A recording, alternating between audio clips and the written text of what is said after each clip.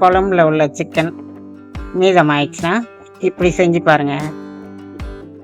கொஞ்ச நேரத்தில் காலி ஆகிடும். அதுக்கு தேவையான பொருள் கறி எடுத்து தனியாக வச்சுக்கோங்க. பச்சை மிளகா, வெங்காயம் எல்லாம் நறுக்கி வச்சுக்கோங்க. பட்டை, சோம்பு, மிளகுத்தூள் இடித்து வச்சுக்கோங்க. அடுப்பில் கடாயை வச்சுக்கோங்க. எண்ணெய் ஊற்றிக்கோங்க. சோம்பு, பட்டை, லவங்கெல்லாம் போட்டுக்கோங்க.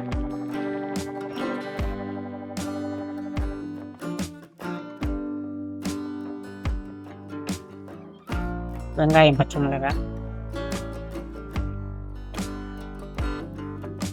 வெங்காயம் வதங்கும்போது உப்பு போட்டுக்கோங்க. சிக்கனில் குழம்புல போட்ட கறின்றதுனால அதிலே உப்பு இருக்கும்.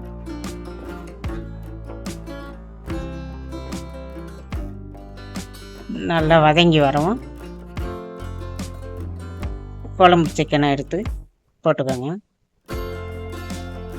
வெங்காயத்தோடு சேர்ந்து வதங்கட்டும்.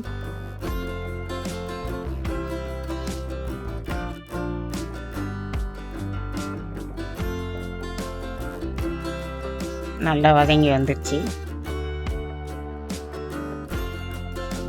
கொஞ்சம் தண்ணி ஊற்றி வேக விடுங்க.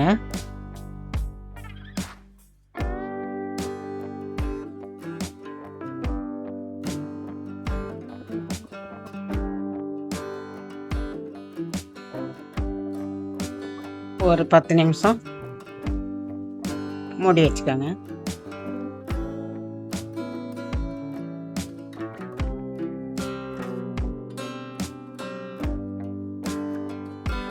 நல்லா கறி வெந்துச்சு.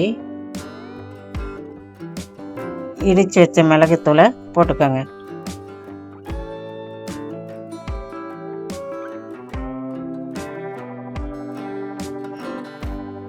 லாஸ்ட்டாக கொத்தமல்லி தூவி இறக்கிடுங்க.